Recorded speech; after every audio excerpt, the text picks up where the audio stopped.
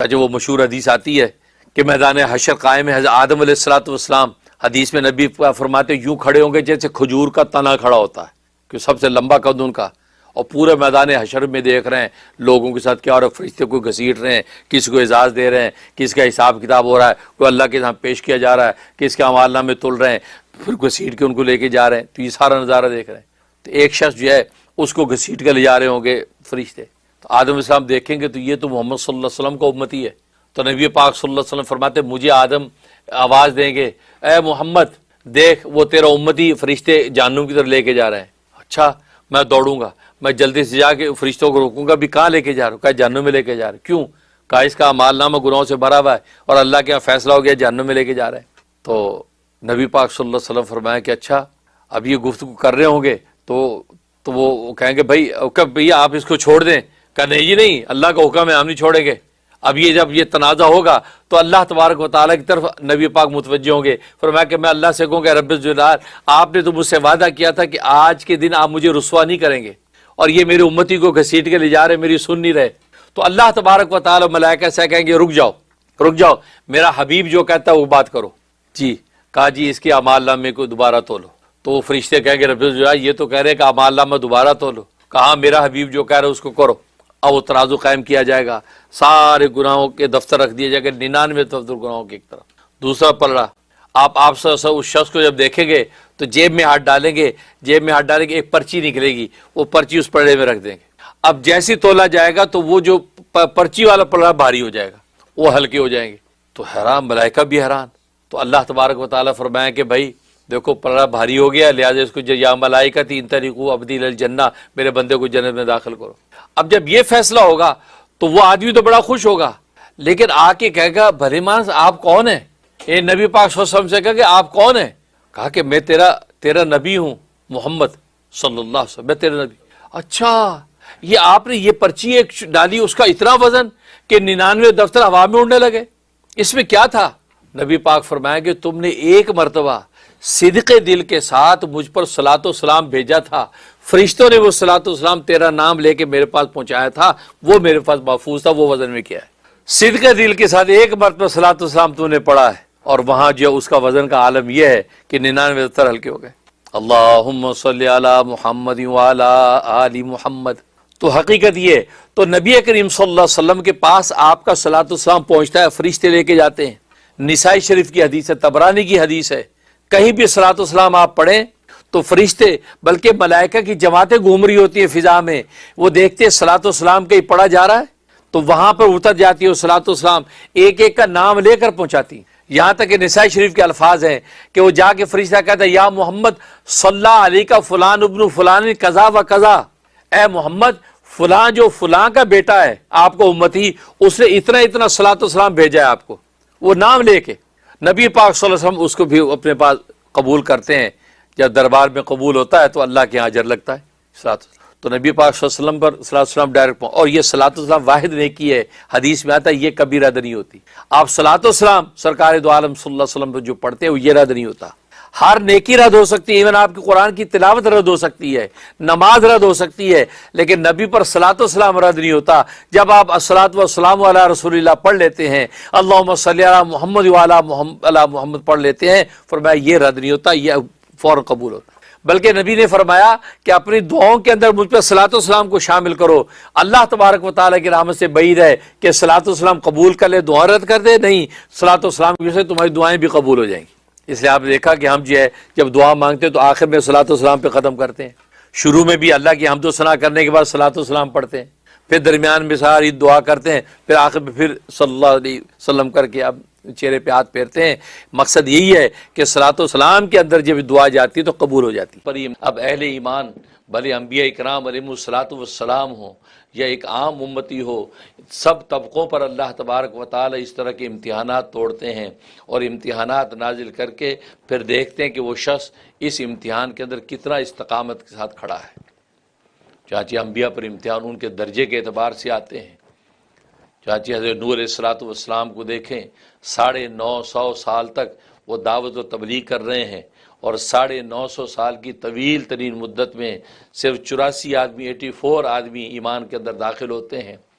یہاں تک کہ تیسری نسل آ گئی لوگوں کی، لیکن کوئی بھی آپ کے جو دعوت حق کو ماننے کو تیار نہیں، بلکہ آپ پر پتھر برسائے جاتے ہیں، آپ کو ایذائیں دی جاتی ہیں، اور وہ 950 سال تک صبر و تحمل کا گویا کہ پہاڑ بن کر اللہ تبارک و تعالیٰ کی دعوت دیتے رہے۔ تو انبیاء کرام علیہ الصلوۃ والسلام پر بھی امتحان آتے ہیں۔ خود نبی کریم صلی اللہ علیہ وسلم فرماتے ہیں اشد الناس بلاء الانبیاء، فرمایا کہ سب سے زیادہ آزمائشی اور امتحانات انبیاء پر آتے ہیں۔ ثم الامثل فالامثل، پھر جو انبیاء کے جتنا قریب ہوگا، جتنا ان کے ساتھ مماثلت ہوگی، جتنا ان کی اتباع کرے گا، جتنا ان کی اطاعت کا راستہ اختیار کرے گا، اسی اعتبار سے اللہ تبارک و تعالیٰ گویا کہ انبیاء کی اس امتحانات کی میراث آگے بھی تقسیم کرتے ہیں، ان کے جانشینوں میں وہ میراث تقسیم ہوتی ہے، یہاں تک کہ آج قیامت تک آنے والی انسانوں کے اندر جو انبیاء کے جتنے قریب ہوں گے، ان کی زندگیوں کو جتنا اپنے اندر اڈاپٹ کرنے والے ہوں گے، اسی درجے کے ان پر بھی امتحان آتے رہتے ہیں۔ تو گویا کہ سب سے زیادہ امتحانات انبیاء پر آتے ہیں۔ ثم الامثل فالامثل، پھر جو ان کے جتنا مشابہ ہوگا، جتنا قریب ہوگا، اس پر امتحانات آتے ہیں۔ تو گویا کہ یہ امتحان ہے تشریع نوعیت کے امتحانات، یہ صرف اہل ایمان پر آتے ہیں، عام مومنین پر بھی آتے ہیں۔ عام مومنین کے امتحانات کو دیکھ ان کے ایمانوں کو چیک کیا جاتا ہے، ایمان کا امتحان لینے کے لیے ان پر مختلف احوال آتے ہیں، بلکہ ایسی عبادات اہل ایمان پر لاگو کر دیں، کوئی عبادات خود ایک امتحان ہے۔ اب 5 وقتہ ہم نماز پڑھتے ہیں، 5 وقتہ نماز خود ایک امتحان ہے۔ ایک تو اس نماز کا پڑھنا امتحان ہے، پھر اس نماز سے رک جانا امتحان ہے، کیونکہ بتا دیا کہ ان 3 وقتوں میں تمہیں نماز پڑھنے کی اجازت نہیں ہے۔ طلوع شمس کے وقت نماز پڑھنا حرام، زوال شمس کے وقت نماز پڑھنا حرام، غروب شمس کے وقت نماز پڑھنا حرام۔ اگر اس وقت تم نماز پڑھو گے تو یہ شیطان کی عبادت ہوگی، یہ رحمان کی عبادت نہیں ہوگی۔ اب جس کو نماز کے ساتھ شغف ہو گیا، نماز سے محبت ہوگی، نماز میں لذت محسوس کرتا ہے، اپنے معبود کی عابد قربت محسوس کرتا ہے، وہ ان 3 وقتوں میں نماز نہ پڑھ کے امتحان دیتا ہے۔ اس کا جی چاہتا ہے کہ اس وقت میں بھی نماز میں کھڑا ہو جاؤں، لیکن چونکہ معبود نے کہہ دی اس وقت امتحان تمہارا یہ ہے کہ نماز نہ پڑھو، تو نماز نہ پڑھنا امتحان ہو گیا۔ اب یہ اپنے دل کی بات نہیں سنتا، یہ اس دل کے بنانے والے کی سنتا ہے، کیونکہ اللہ تبارک و تعالیٰ کے ہاں طلوع شمس کے وقت نماز پڑھنا حرام ہے، لہٰذا اس وقت میں نماز نہیں پڑھوں گا۔ بھلے میری طبیعت چاہتی ہے کہ میں نماز پڑھوں، لیکن شریعت چاہتی ہے کہ نماز نہ پڑھ، تو میں شریعت کا بندہ بن کے نماز سے رک جاتا ہوں۔ تو یہ نماز خود ایک امتحان بن جاتی ہے، اس کا پڑھنا بھی امتحان۔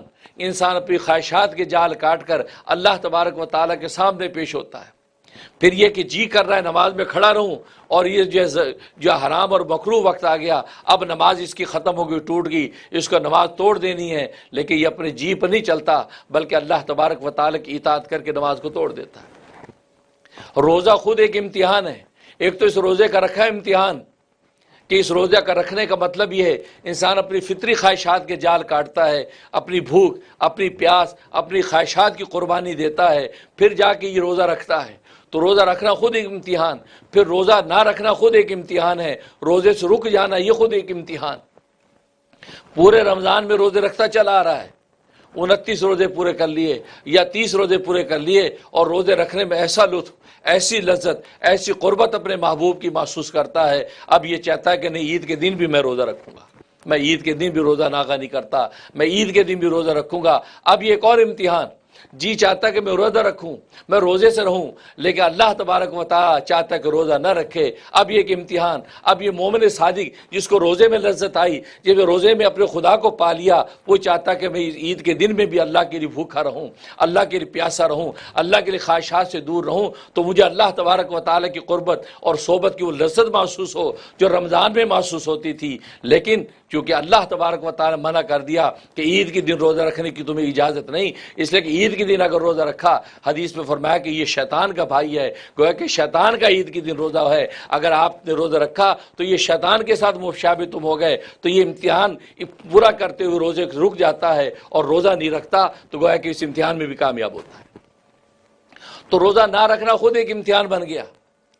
تبھی آپ نے دیکھا کہ عید الفطر کے اندر سنت یہ ہے کہ آپ گھر سے کچھ کھا کے چلیں، صبح سویرے ہی آپ تھوڑا کچھ کھا لیں، تاکہ یہ تصور ختم ہو جائے کہ آج میں روزے سے ہوں۔ کیونکہ مسلسل 29-30 دن آپ روزے رکھتے چلے آ رہے ہیں. آج کے دن آپ صبح کو فجر کے بعد عید کے لیے تیار ہو گئے اور کچھ نہیں کھایا اور سوچا عید کے بعد آ کر کھاؤں گا، تو گویا کہ ایک درجے میں اس ابلیس کے ساتھ مشابہت ہو رہی ہے. لہذا نبی نے فرما دیا نہیں، آج کے دن سویرے تم کھا لو تاکہ روزہ رکھنے کا تصور ہی ختم ہو جائے. لیکن بقرہ عید میں ایسا نہیں کہا، کیونکہ بقرہ عید میں اس سے پہلے روزے کا کوئی تصور نہیں تھا.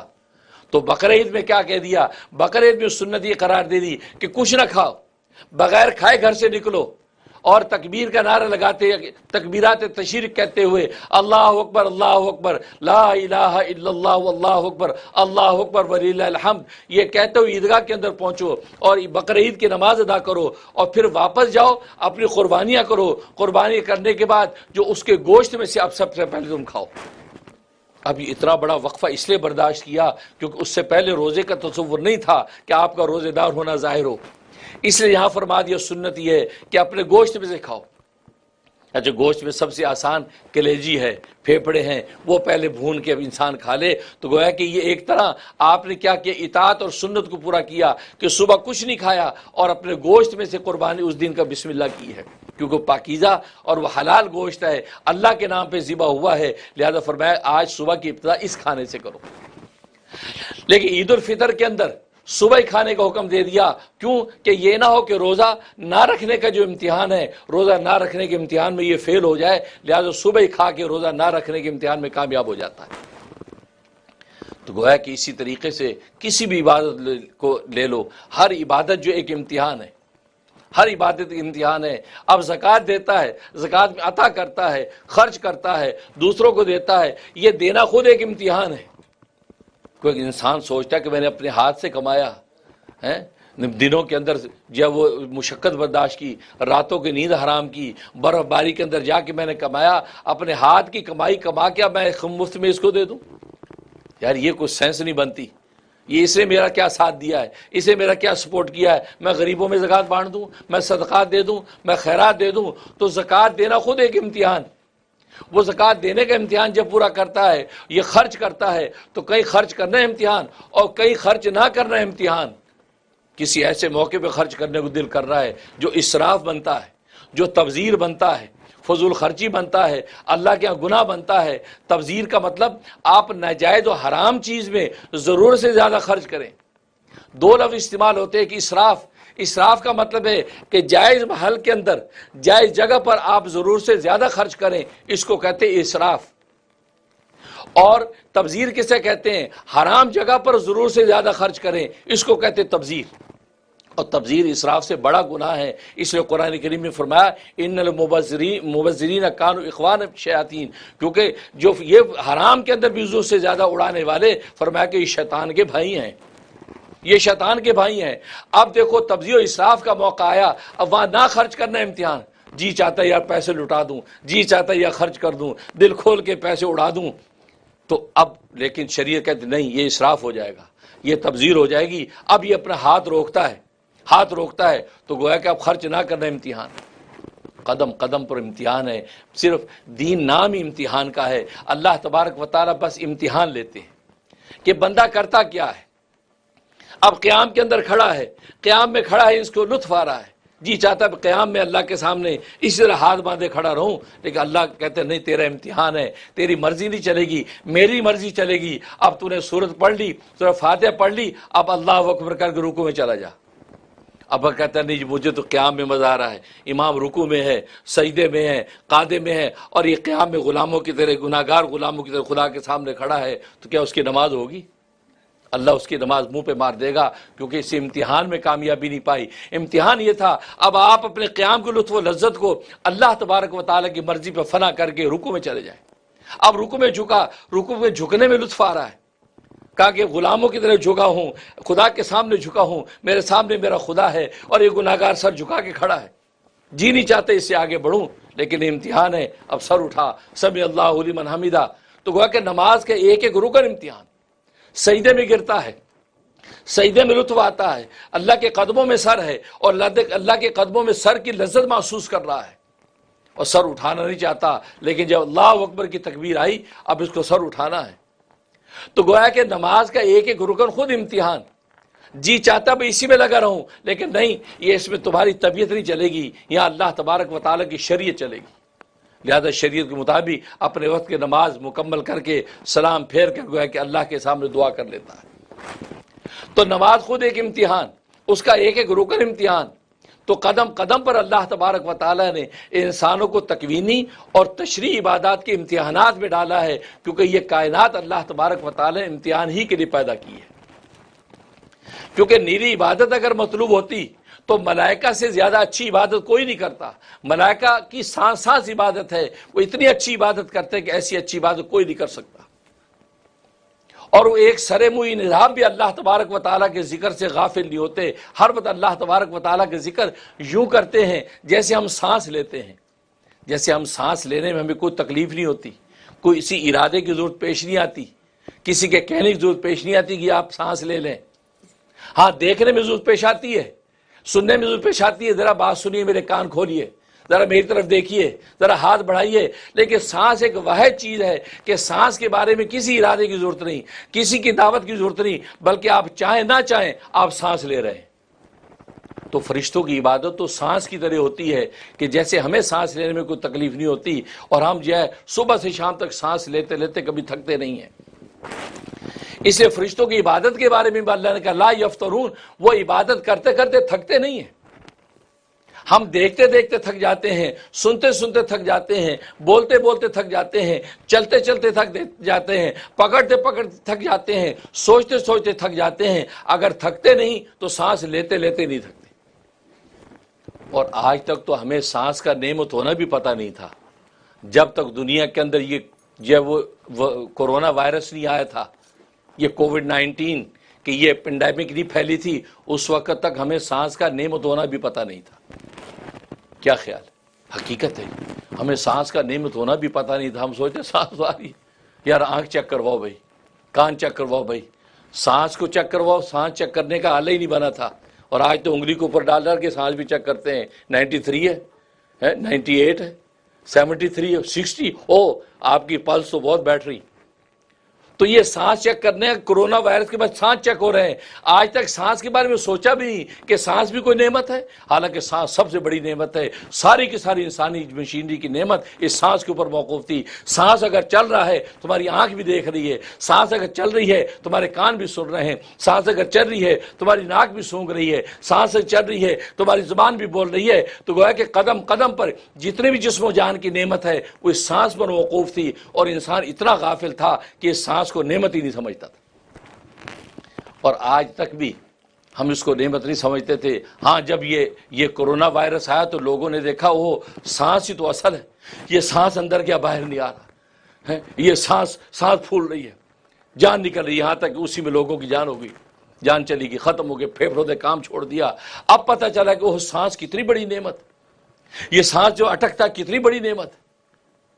اب لوگوں نے سوچا ہاں یہ نعمت ہے، ہمیں جیسے آنکھ کی روشنائی کی ہم اللہ کے سامنے شکر کرتے ہیں، کان کی سنوائی کی جو شکر کرتے ہیں، منہ کی گویائی کی، زبان کی گویائی کی شکر کرتے ہیں، تو سانس جو اللہ تبارک و تعالیٰ عطا کیا یہ بھی قابل شکر ہے۔ 2 رکعت نماز شکرانہ روز پڑھ کے شکر کرو، یا اللہ میری سانس ماشاءاللہ رواں ہے، تیرا لاکھ لاکھ شکر ہے، اس کو رواں رکھنا۔ تو ملائکہ کے لیے عبادت ایسی ہے جیسے ہمارے لیے سانس۔ اب سانس لیتے لیتے کوئی نہیں تھکتا۔ اب کوئی کہ یار میں 15 گھنٹے سے سانس لے رہا ہوں، بس یار میں تو تھک گیا، اب میں سانس نہیں لے رہا۔ کیا خیال ہے؟ پھر وہ سانس لے گا بھی نہیں، واقعی نہیں لے گا سانس۔ یہ سانس ایسی اللہ کی نعمت۔ تو فرشتے عبادت کے لیے کافی تھے، لیکن فرشتوں پر کوئی امتحان نہیں ہے، ان کی سانس عبادت ہے، امتحان ان کے لیے کچھ نہیں ہے۔ لہذا اسی وجہ سے ملائکہ کی نیکی اور عبادت پر ان کو ثواب نہیں ملتا، ان کو ثواب نہیں ملتا۔ اس لیے کسی فرشتے کو متقی نہیں کہہ سکتے کہ یہ فرشتہ بڑا متقی پرہیزگار ہے۔ پرہیزگار تو وہ ہے جو کسی چیز سے پرہیز کرے۔ فرشتوں کو کسی چیز سے پرہیز کرنا، اس کے اندر تو خواہشات ہی نہیں ہیں، وہ کیا پرہیز کرے گا؟ ہاں پرہیزگاری تو انسان کے لیے ہے، تقویٰ تو انسان کے لیے ہے کہ اس کے سامنے گناہ ناچ رہے ہیں، اس کے سامنے کھانا پڑا ہے اور وہ روزے کے ہاتھ میں ہاتھ نہیں بڑھاتا، اس سے پانی کے سامنے ہاتھ نہیں بڑھاتا، اس سے بچتا ہے۔ جب یہ اپنی خواہش کو پوری نہیں کرتا، یہ تقویٰ والا لکھا جاتا ہے، یہ متقی ہے۔ تو لہذا فرشتے معصوم تو ہیں، متقی نہیں ہیں، ان کی عبادت تو ان کو ثواب نہیں ملتا. ہاں انسان کی عبادت پر ثواب ملتا ہے. کیوں؟ اس لیے کہ اپنی نفسانی خواہشات کے جال کاٹ کر یہ جب عبادت کو پورا کرتا ہے تو اس امتحان پر اللہ تبارک و تعالی اس کو نواز دیتے ہیں. اب رہا یہ سوال کہ اللہ کو امتحان لینے کی ضرورت کیا تھی؟ امتحان تو وہ لے کہ جس کو سامنے والے کی قابلیت کا پتہ نہیں، وہ امتحان لیتا ہے، ٹیسٹ لیتا ہے، اور ٹیسٹ لینے کے بعد فیصلہ کرتا ہے جی ماشاءاللہ آپ قابل ہیں. اللہ تبارک و تعالی تو عالم الغیب و شہادہ ہے، وہ تو ذرے ذرے کی خبر رکھتا ہے، وہ علم اولین والآخر اس کے سامنے کھلے ہوئے ہیں، اور انسان کی اول آخر سب سے واقف ہے. تو اللہ تبارک و تعالی کو تو پتہ ہے ہر چیز کا، تو اللہ پھر کی انسانوں کا امتحان کیوں لے رہا ہے؟ اس کو امتحان لینے کی کیا ضرورت ہے؟ اللہ اکبر. اس کا جواب یہ ہے، اصل میں اللہ کو اپنے دیکھنے کے لیے امتحان نہیں لینا. اللہ کو تو پتہ ہے، اللہ نے دوسروں کو دکھانے کے لیے امتحان لینا ہے. یہ دوسروں کو دکھانے کے لیے اللہ امتحان لیتا ہے، اپنے دیکھنے کے لیے نہیں، اپنے جاننے کے لیے نہیں، دوسروں کو بتلانے کے لیے امتحان لیتا ہے. کیونکہ خود تو پتہ ہے. یہ ایسے ہی جیسے کلاس روم کے اندر ٹیچر بچوں کو پڑھا رہا ہے اور وقت کا پرنسپل آ گیا یا وزیر تعلیم آ گیا اور آ کے دیکھتا ہے اسٹوڈنٹ اچھا کیسے پڑھ رہے ہیں، اچھے پڑھ رہے ہیں، کون سا آپ کا اسٹوڈنٹ کون سا سب سے ہونہار اسٹوڈنٹ ہے. اب ٹیچر ایک کو اشارہ کرتے ادھر آ جاؤ، چلو اس سوال کا جواب یہاں لکھو. اب کیا خیال ہے، وہ ٹیچر کو پتہ نہیں کہ بچہ میرا قابل ہے؟ ٹیچر کو پتہ ہے یہ قابل ہے، اس سوال کو حل کر دے گا، لیکن اس وزیر تعلیم کو دکھلانے کے لیے اس سے سوال کرا رہا ہے، اس کو دکھلانے کے لیے کرا رہا ہے. وہ جب بچہ کرتا ہے تو وزیر تعلیم واہ واہ کرتا ہے، ماشاءاللہ آپ کے اسٹوڈنٹ تو بڑے قابل ہیں، سبحان اللہ کتنا اچھا جواب دیا ہے. تو دیکھو، تو اللہ تبارک و تعالیٰ اپنے جاننے کے لیے امتحان نہیں لیتا، دوسروں کو بتلانے کے لیے امتحان لیتا ہے. اور دوسرے کون ہیں جن کو بتلانا ہے؟ یہ وہ ملائکہ اور فرشتے ہیں جنہوں نے انسان کی خلافت عرضی پر اعتراض کیا تھا. کہا تھا بابا آدم کو جو خلیفہ بنانا ہے، اللہ نے کہا انی جاعل فی الارض خلیفہ، میں زمین پہ اپنا ایک نائب بنانا چاہتا ہوں. تو فرشتوں نے سوچا کہ نائب تو ہمیں بنانا چاہیے، یہ بابا آدم کو بنائے گا. تو فرشتوں نے کیا کہا تھا؟ اتجعل فیہا من یفسد فیہا ویسفک الدماء، کیا آپ ایک ایسی شخصیت کو خلیفہ بنائیں گے جو زمین میں فساد پھیلائے گا، زمین میں خون ریزی کرے گا؟ تو گویا کہ جو آپ کا مقصد ہے اس کائنات میں امن و امان کا پرچم بلند ہو، عدل و انصاف کا گہوارہ ہو، تو یہ انسان تو فسادی ہے، یہ تو خون ریزی کرے گا، یہ اپنے اور پراؤں کے گلے کاٹے گا، یہ تیرے قانونوں کو توڑے گا، یہ تیری خلافت کا حق نہیں ادا کر سکتا. اعتراض کیا تھا اور اپنی قابلیت پیش کی. نحن نسبح بحمدک ونقدس لک، ہمیں دیکھیے ہم آپ کی تسبیح کرتے ہیں، آپ کی تقدیس کرتے ہیں، اور سر منہ انحراف آپ کی عبادت سے نہیں کرتے. گویا کہ ہم مستحق ہیں کہ آپ ہمیں اپنا نائب بنائیں. اللہ نے کیا کہا تھا؟ انی اعلم ما لا تعلمون، جو چیز میں جانتا ہوں وہ تم نہیں جانتے ہو. کیا مطلب؟ مطلب یہ تھا کہ مجھے اصل میں انسان ایسا بنانا ہے کہ جس کا میں امتحان لے سکوں. جب وہ امتحان دے اور وہ اپنے گویا کہ معصیت کے جال کاٹ کر وہ عبادت کی طرف متوجہ ہو، نفسانی خواہشات کو توڑ کے میری عبادت کے سامنے جھکے، گویا کہ شیطان کا راستہ چھوڑ کر رحمان کے راستے پہ آئے، تو یہ جو امتحان ہے، یہ جو مجاہدہ ہے جو اختیار کرے، فرمایا یہ مجاہدے کا عنصر اس انسان کے اندر ہے، تمہارے اندر نہیں ہے. اور تمہارے اندر تو عبادت بلٹ ان ہے، تم عبادت کے علاوہ کچھ کر ہی نہیں سکتے. گناہ معصیت کو تمہیں خیال نہیں آتا، گناہ کے جذبات تمہارے اندر نہیں، کھانے کا تقاضا تمہارے اندر نہیں، پینے کا تقاضا تمہارے اندر نہیں، بیوی کا تقاضا تمہارے اندر نہیں. تو تم اگر عبادت کرتے ہو تو کیا کمال کرتے ہو؟ کمال تو یہ انسان کرے گا جس کے اندر میں ساری خواہشات رکھوں گا اور ان خواہشات کو توڑ کے مجھے راضی کرنے کے لیے میرے راستے پر کھڑا ہو جائے گا. انی اعلم ما لا تعلمون، جو چیز میں جانتا ہوں تم نہیں جانتے. تو اصل میں ان ملائکوں کو دکھانے کے لیے اللہ تبارک و تعالی امتحان لیتے ہیں.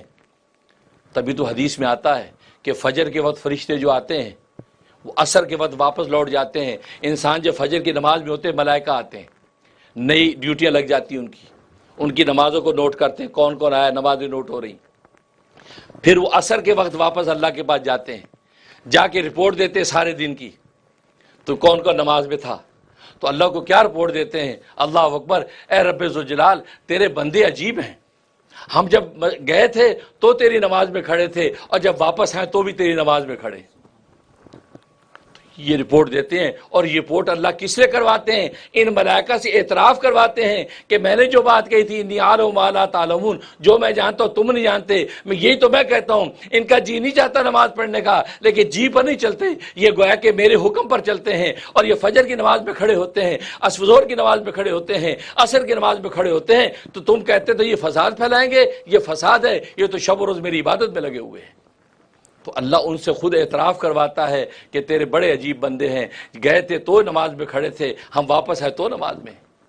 یہ امتحان تو ملائکہ کو یہ بتلانا مقصود ہے کہ دیکھو یہ میرے بندے اتنے تابعدار ہیں، باوجود اس کے ان کے اندر خواہشات ہیں، کھانے کو جی چاہتا ہے، پینے کو جی چاہتا ہے، خواہشات کو جی چاہتا ہے، اور تنہائی کے پہرے لگے ہوئے ہیں، کوئی دیکھنے والا نہیں۔ روزے کی حالت میں یہ کھانے کی طرف ہاتھ نہیں بڑھاتے، روزے کی حالت میں یہ پانی کی طرف ہاتھ نہیں بڑھاتے، روزے کی حالت میں میاں بیوی چار دیوارے میں کمپرومائز نہیں کرتے، حالانکہ میاں بیوی کتنے دنیا کے مسائل پر کمپرومائز کر لیتے ہیں، ایک دوسرے کو ڈھانپ لیتے ہیں، ایک دوسرے کو چھپا لیتے ہیں۔ یہاں اللہ تبارک و تعالیٰ ان کو ایسا درجہ احسان عطا کرتے ہیں، ایسا خوف خدا نصیب کرتے ہیں، میاں بیوی چار دیواری کی تنہائی میں بھی اس مسئلے میں کمپرومائز کر کے اپنے خدا کو ناراض نہیں کرتے۔ اسی پر ان کی بخشش ہوتا ہے، اسی پر بخشش کے فیصلے ہو جاتے ہیں۔ یہ ہے تو دیکھو یہ درجہ احسان کہ ہر وقت ان کو یہ دھیان حاصل ہو جاتا ہے کہ ہمارا اللہ ہمیں دیکھ رہا ہے، کیونکہ روزے کا سب سے بڑا کمال یہ انسان میں خوف پیدا کرتا ہے کہ ہم جو کھاتے نہیں ہیں خوف سے تو نہیں کھاتے کہ یار اللہ دیکھ رہا ہے، اللہ کو کیا جواب دیں گے، حالانکہ کوئی نہیں دیکھ رہا، چپ کے جب کھا بھی لیں تو کوئی بات نہیں، دسترخوان پہ یوں بیٹھ جائے جیسے سب سے بڑا بھوکا یہی ہے، ہوتا ہے۔ افطار پارٹیوں میں کیا ہوتا ہے؟ ایسی پارٹیاں ہوتی جناب، لوگ یوں مرتے ہیں جیسے پتہ نہیں کئی دن کا بھوکا ہے، حالانکہ روزے ہی نہیں۔ کہنے کا مقصد یہ ہے، لیکن روزے کا کچھ پتہ نہیں چلتا، لیکن ایک ایسا غیبی عبادت ہے، یہ اللہ کے خوف سے ہی قائم رہتی ہے۔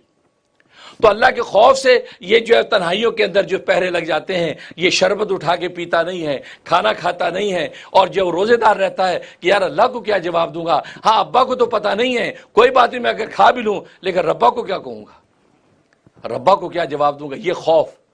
لہذا رمضان کا مہینہ گزرنے کے بعد یا روزوں کے دوران آپ کے اندر خوف پیدا ہوا، اپنے خدا کا دھیان ایسا کہ اللہ تبارک و تعالیٰ کو دیکھ دیکھ کے چلنے لگا، تو سمجھو روزے کا حق وصول ہو گیا۔ اور اگر روزہ رکھنے کے بعد ہمیں یہ خوف کی نعمت نہ ملی، اللہ سے خوف، اللہ کے ڈر کی نعمت نہ ملی، وَأَمَّا مَنْ خَافَ مَقَامَ رَبِّهِ وَنَهَى النَّفْسَ عَنِ الْهَوَىٰ، قرآن نے کہا جو اپنے رب کے سامنے کھڑے ہونے سے ڈرا، اپنی خواہشات کو اس نے روک دیا، فَإِنَّ الْجَنَّةَ هِيَ الْمَأْوَىٰ، جنت اس کا ٹھکانہ ہو گیا۔ لہٰذا روزے ہم رکھ رہے ہیں لیکن اس پہ نگاہ رکھیں اللہ کا خوف ہم میں کتنا پیدا ہوا، اور اللہ کا خوف ساری عبادتوں کی جڑ ہے، کیونکہ روزہ خوف کی وجہ سے ہی رکھا جاتا ہے۔ نماز جو ہے وہ عظمت کی وجہ سے پڑھی جاتی ہے، اور زکوٰۃ یہ احسان کی وجہ سے دی جاتی ہے، اور حج یہ محبت کی وجہ سے کیا جاتا ہے، اور روزے کے بارے میں لکھا روزہ خوف کی وجہ سے کیا جاتا ہے، خوفاً کیا جاتا ہے۔ اللہ تبارک و تعالیٰ کا خوف ہر بندہ مومن پہ ایسا طاری ہو جاتا ہے کہ تنہائی میں بھی اس پر پہرے لگ جاتے ہیں، وہ خلوتوں میں بھی معاصی و گناہ نہیں کرتا، یہ سوچ کے یار میرا اللہ دیکھ رہا ہے۔ حالانکہ عام 11 مہینے میں یہ تصور نہیں رہتا، لیکن اس مہینے میں اللہ تبارک و تعالیٰ ایک عام مومن کو بھی تصور عطا فرما دیتے ہیں، اور وہ ہر لمحے یہ سوچتا ہے یا اللہ دیکھ رہا ہے، یار اگر میں نے روزے کے حال میں جھوٹ بولا تو اللہ کو کیا جواب دوں گا، یا روزے کے حال میں اگر میں نے یہ کھا لیا تو اللہ کو کیا جواب دوں گا، روزے کے حال میں یہ پی لیا اللہ کو کیا جواب دوں گا، میاں بیوی نے اس مسئلے میں کمپرومائز کر لیا تو اللہ کو ہم کیا جواب دیں گے۔ یہ خوف جو ہے، اس خوف کی وجہ سے اللہ تبارک و تعالیٰ دنیا میں جنت کا فیصلہ کر دیتے ہیں۔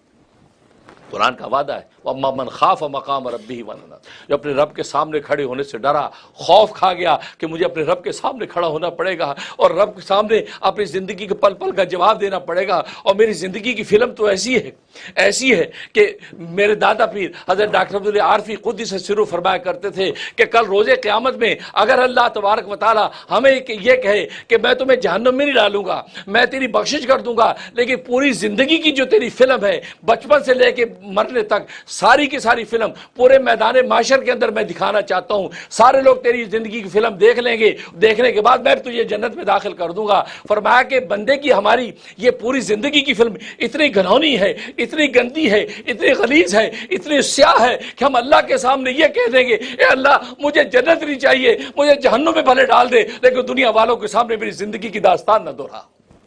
یہ حقیقت ہے یا نہیں؟ یہ ہماری زندگی، یہ زندگی ہے کہ ہم میدان حشر میں جنت کی بشارت کے باوجود اپنی زندگی کی فلم کسی کو دکھانے کو تیار نہیں. اتنی گھنونی ہے. اگر جانور کتے اور خنزیر اگر زندگی کی داستان دیکھ لیں تو وہ ہمیں تھوکیں گے نہیں. ہماری اتنی گھنونی زندگی ہے, اس کے باوجود ہمیں مان یہ ہے کہ جنت ہمارے لیے نہیں. خوف پیدا کرو, ڈرتے رہو اور کہو یا اللہ ستاری کے پردے تو تان, ستاری کے پردے میں ہماری زندگی کی اس گھنونی فلم کو چھپائے رکھنا. یا اللہ کسی کے سامنے رسوا نہ کرنا اور ستاری کے پردے میں ہماری بخشی کا فیصلہ کر دینا. تو یہ اس لیے اللہ والے فرماتے ہیں جب کیونکہ عمل کرو ایک لمحے کے لیے سوچو کیا لوگوں کے سامنے بھی میں یہ کر لوں گا جو میں تنہائی میں کر رہا ہوں. اگر نہیں کر سکتا یا لوگوں کے سامنے میں اس کو شو آف نہیں کر سکتا سمجھو یہ گناہ ہے. اس لیے حدیث میں فرمایا کہ جو ایسا عمل, صحابہ نے پوچھا یا رسول اللہ صلی اللہ علیہ وسلم گناہ کی ڈیفینیشن کیا ہے, گناہ کسے کہتے ہیں؟ فرمایا کہ گناہ اسے کہتے ہیں کہ جو تم کر لو تمہارے دل میں کھٹکتا رہے یار یہ کیا کیا تم نے, یار یہ کیا کیا تم نے, اور تم اس کیفیت میں آ جاؤ کہ کسی دوسرے کو پتہ نہ چلے. جب یہ کیفیت ہو سمجھو تم نے گناہ کی حرکت کی ہے. تم اپنے دل سے پوچھ لو تمہارے دل فتویٰ دے گا یہ گناہ کیا ہے. تو آج ہماری زندگی کتنی گھنونی ہے, لیکن حقیقت یہ ہے اللہ تبارک و تعالیٰ کے لطف و کرم کہ اللہ تبارک و تعالیٰ اس خوف کی وجہ سے ہمیں جو جنت کا فیصلہ سنا دیتے ہیں کہ وَأَمَّا مَنْ خَافَ مَقَامَ رَبِّهِ وَنَهَا النَّفْسَ عَنِ الْهَوَىٰ فَإِنَّ الْجَنَّةَ هِيَ الْمَأْوَىٰ. تو روزہ خوف کی وجہ سے, تو روزے جب مکمل ہوں یا روزوں کے دوران میں اللہ کا خوف ہم میں کتنا پیدا ہو اس کا مراقبہ کرو, سوچا کرو کہ خوف خدا اور خوف خدا اللہ اکبر بڑی اونچی چیز ہے. اتنی اونچی چیز ہے کہ جبرائیل امین جیسا فرشتہ بھی اس خوف کے اندر مبتلا رہا. ایک مرتبہ سرکار دو عالم صلی اللہ علیہ وسلم نے جبرائیل امین سے پوچھا اے جبرائیل کہ میں رحمت للعالمین ہوں, سارے جہانوں کے لیے رحمت بن کے آیا ہوں, میری رحمت للعالمین میں سے تجھے بھی کوئی حصہ ملا ہے؟ کیونکہ عالمین میں تو بھی شامل ہے نا. میں آسمانوں کے لیے رحمت, زمینوں کی رحمت, ملائکہ کے لیے رحمت, جنات کی رحمت, گویا کہ جنوں انس کے لیے رحمت, ذرہ کائنات کی رحمت, آج کی سائنس ٹیکنالوجی کی رحمت, امریکہ یورپ کی رحمت, پوری دنیا کے خطے کے لیے رحمت, پوری کائنات کے لیے رحمت. تو میں سب کے لیے رحمت للعالمین بن کے آیا ہوں. جبرائیل تجھے میری رحمت للعالمین سے کوئی حصہ ملا؟ تو جبرائیل نے کیا کہا کہ ہاں اے اللہ کے حبیب آپ کی رحمت للعالمین سے مجھے حصہ ملا. کہا کیا مطلب؟ کہا کہ ہوا یہ کہ میں ہر وقت خوف میں مبتلا رہتا تھا, ہر وقت میں اللہ تبارک و تعالیٰ سے ڈرتا رہتا تھا, کیونکہ بڑے بڑے اولیاء کامرین, بڑے بڑے لوگ اللہ تبارک و تعالیٰ کی راہ سے گمراہ ہو کر جہنم رسید ہوئے ہیں. اور ابلیس کو دیکھو, ابلیس کتنا بڑا اللہ کا عابد و زاہد تھا, کیسا گمراہ ہوا اور کس طریقے راندہ درگاہ ہوا. تو میں ڈرتا تھا کہ میں باوجود اس کے کہ سید الملائکہ ہوں, ملائکہ کا سردار ہوں, تو ابلیس بھی تو بہت بڑا عابد و زاہد تھا, یہ نہ ہو کہ پتہ نہیں کس کوتاہی پہ اللہ مجھے پکڑ لے. میں ڈرتا رہتا تھا, مجھے انجام کا خوف رہتا تھا, میرا انجام بخیر ہوگا کہ نہیں. ابلیس کا انجام بخیر نہیں ہوا, اس کا حال اچھا تھا, اس کا ماضی اچھا تھا, عابد و زاہد تھا, لیکن انجام اچھا نہ ہوا. نتیجہ یہ کو راندہ درگاہ ہوا اور ابلیس اور شیطانوں بھی لسٹ میں لکھ دیا گیا. تو مجھے یہ خوف رہتا تھا کہ کہیں یہ نہ ہو کہ میرا انجام برا ہو جائے. لیکن اے اللہ کے حبیب آپ جب دنیا میں تشریف لائے اور میں آپ پر قرآن کریم کو جب نازل کرتا تھا, اللہ سے قرآن لے کر آپ کو جب پہنچاتا تھا, تو میرے بارے میں سب سورت تکویر کے اندر جو آیت اللہ تبارک و تعالیٰ نے میرے لیے نازل کی, اس آیت کے نزول کے بعد مجھے اپنے انجام پر اطمینان ہو گیا. اور وہ کیا تھی؟ انہ لقول رسول کریم, کہ یہ جو آیت ہے, یہ جو قرآن ہے, یہ ایک معزز فرشتے کا کلام ہے. اس معزز فرشتے سے مراد جبرائیل ہے. انہ لقول رسول کریم ذی قوت, جو قوت والا ہے, عند ذی العرش مکین, جو عرش والے کے پاس عزت والا ہے, عرش والے کی نظر میں عزت والا ہے. مطاعن, اس کی وہاں اطاعت کی جاتی ہے, پوری عالم ملکوت اس کی اطاعت کرتا ہے, اور سب جو اس کا متبوع ہے اور سب اس کے تابع دار ہیں وہاں پر. سما امین, اور وہ امانت دار ہے. فرمایا کہ یہ ریمارش اللہ تبارک و تعالی نے میرے بارے میں پاس کی ہے کہ انہ لقول رسول کریم ذی قوت عند ذی العرش مکین مطاع ثم امین. جب سے یہ ریمارش نازل کیے ہیں تو مجھے اپنے انجام پر اطمینان ہو گیا, انشاءاللہ میرا انجام خیر ہوگا, کیونکہ اللہ نے میرے بارے میں اعزازی الفاظ کہے.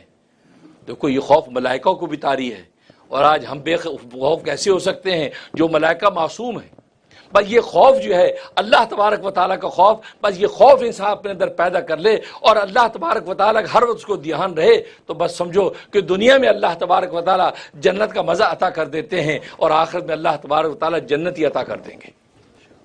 یہ روزہ، تو روزے کا ثمرہ روز سوچا کرو ہم میں اللہ کا خوف کتنا پیدا ہوا، ہمارے اقوال میں، ہمارے افعال میں، ہمارے احوال میں، ہمارے اعمال میں، ہمارے قلوب میں اللہ کا خوف کتنا پیدا ہوا۔ اگر خوف کا گراف بڑھ رہا ہے، اپ گریڈ ہو رہا خوف، سمجھو شکر الحمدللہ، روزے کا جو اصل مقصد تھا اللہ کا خوف، وہ خوف ہم میں الحمدللہ پیدا ہو رہا ہے۔ یہ وہ خوف، لہذا اس خوف کی وجہ سے اللہ تبارک و تعالیٰ اپنی قربت عطا کرتے ہیں، اپنی محبت عطا کرتے ہیں کہ یہ بندہ نیک اعمال کر کے بھی مجھ سے ڈرتا ہے۔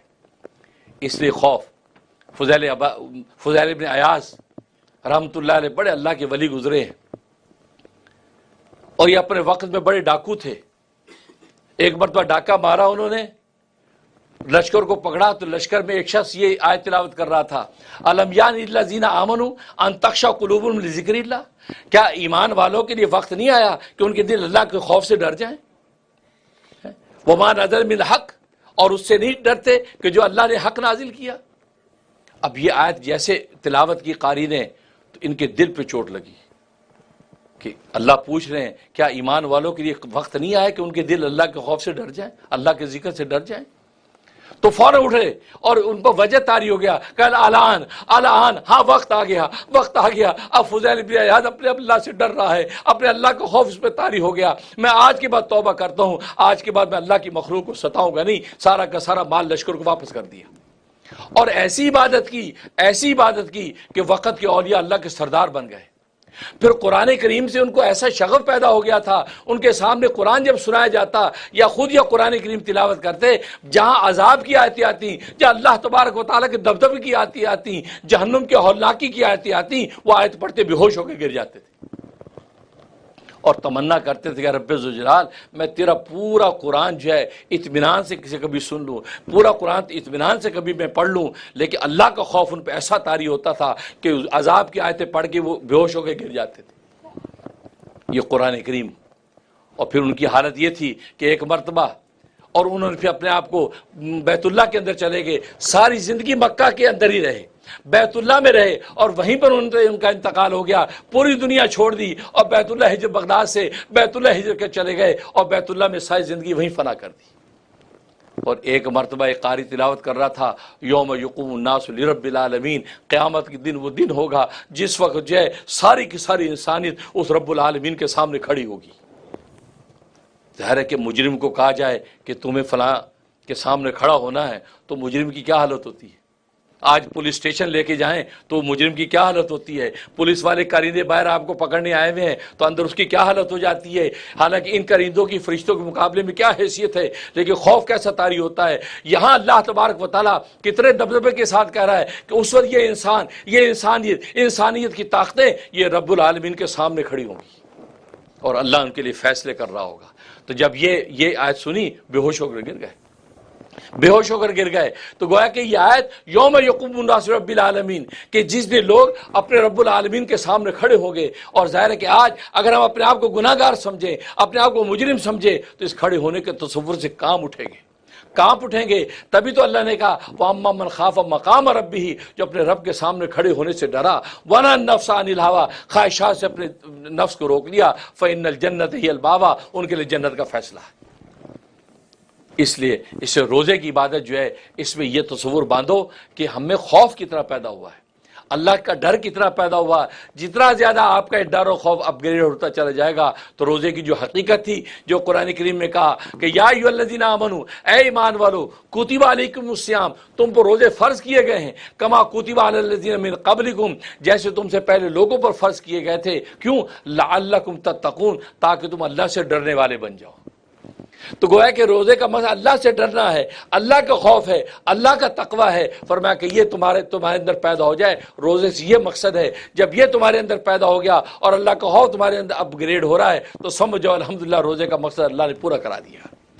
اللہ سے دعا ہے کہ اللہ تبارک و تعالی ہمیں اس روزے کی اس حقیقت کو پانے کی توفیق عطا فرمائے۔ روز مراقبہ کریں کہ ہم میں اللہ کا خوف کتنا پیدا ہوا ہے اور خوف جب پیدا ہوا تو آپ سمجھیں پھر اللہ تبارک و تعالیٰ اپنے شوق محبت سے نواز دیتے ہیں. ایسے خوف میں مبتلا کو ایسا اطمینان اللہ دلاتے ہیں, سینے سے لگا لیتے ہیں. تبھی قرآن کریم میں بھی آپ دیکھیں کہ جہاں اللہ تبارک و تعالیٰ عذاب کی آیتیں ذکر کرتے ہیں, جہاں جہنم کا ذکر کرتے ہیں, اللہ کی حیبت و خوف کا ذکر کرتے ہیں, ساتھ ہی جنت کی آیتوں کا ذکر کر دیتے ہیں, ساتھ ہی اپنی رحمت کو ذکر کر دیتے ہیں. کیوں؟ اس لیے کہ اگر اللہ اس خوف کی آیتوں پر بات کو ختم کر دے, عذاب کی آیتوں پر بات کو ختم کر دے, تو اللہ گویا کہ یہ آپ کے بارے میں اسیوم کرتے ہیں کہ میرے بندے اتنے کمزور دل کے ہیں, اگر اس ہولناک عذاب کا ذکر سنیں گے ان کے کلیجے پھٹ جائیں گے. اور اہل ایمان, کفر تو کفر, اہل ایمانوں کے بھی کلیجے پھٹ جائیں گے, اہل ایمانوں کی زندگیاں بھی فنا ہو جائیں گی. اللہ فوراً اس کے بعد جنت کی آیتیں سنا کے, رحمت کی آیت کو سنا کے تسلی دے دیتے ہیں. نہیں گھبراؤ نہیں, جسے ایمان لایا, جسے اعمال صالحہ کی, جسے خدا کا تعلق قائم کر لیا, ان کے لیے میرے پاس جنت کے دروازے بھی ہیں. صرف عذاب ہی عذاب نہیں, میرے پاس ثواب کی بھی خزانے ہیں. تو فوراً اللہ ساتھ ہی آیت لاتے ہیں تسلی دینے کے لیے. یہ نہ ہو کہ خوف کے اندر یہ بھسم ہی ہو جائیں, بلکہ ساتھ ہی اللہ رحمت دکھا کر تسلی دیتے, نہیں تم اگر راستہ سیدھا رکھو گے پھر میرے پاس ساری جنت کے راستے بھی ہیں. اللہ سے دعا ہے کہ اللہ تبارک و تعالیٰ عمل کرنے کی توفیق عطا فرمائے. اور حقیقت یہ ہے, اور رمضان کا یہ مہینہ بہت بڑا انعام ہے, بڑی نعمت ہے. اس کے غیب کے خزانے میں کیا انقلاب آتے ہیں, یہ تو اہل دل ہی سمجھتے ہیں. اس کو ضائع نہ ہونے دو, ضائع نہ ہونے دو. قدم قدم پر خدا سے مانگتے رہو, قدم قدم پر خدا سے تعلق رکھو, اور روز مراقبہ کر کے یا اللہ تیرا جو خوف ہے وہ ہمیں عطا کر دے. اور جو اللہ سے خوف کھا گیا وہ پوری دنیا سے بے خوف ہو جاتا ہے. جو اللہ سے خوف نہیں کھاتا وہ ساری دنیا سے خوف زدہ رہتا ہے. اگر تم چاہتے ہو پوری کائنات سے بے خوف ہو جاؤ تو پھر اللہ کا خوف اپنے پیدا کر لو. اللہ تبارک و تعالیٰ ساری کائنات سے تمہیں بے خوف کر دیں گے.